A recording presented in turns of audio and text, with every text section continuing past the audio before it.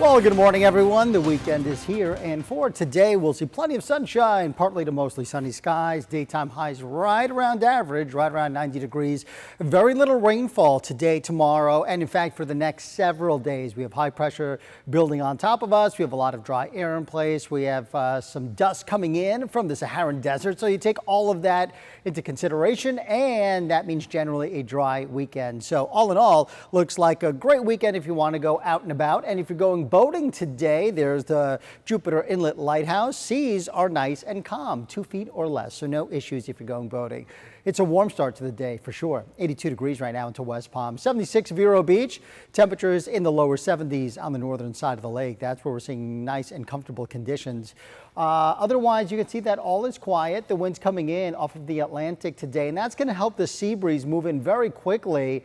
And as the sea breeze marches inland, it could trigger some showers and storms along the Gulf Coast. But here on the East Coast, we're not going to see much in the way of rainfall. We do have an area of higher pressure offshore, and that will be the main weather feature locally over the next several days. In the meantime, we are tracking Tropical Storm Barry. Barry producing winds of 65 miles an hour. It is going to make landfall into the Louisiana coast in just a couple of hours. We're talking anywhere between 10 a.m. and lunchtime is when we think it will make landfall. Then after that, it will race northward and for sure produce a lot of rain up and down the Mississippi River. So there's the latest. Again, max winds right now 65 miles an hour, moving towards the west-northwest at 5 miles an hour, and it will make landfall in just a few hours. Then after that, it will work its way up the Mississippi River. By the time we get to Tuesday morning at 2 a.m., it is considerably weaker at that point. Once it's on land, it will start to weaken because it needs the warm ocean waters for fuel. And once it doesn't have that fuel, it will start to fizzle on out. But nonetheless, as it works its way northward, it will certainly produce a lot of rain. We're talking anywhere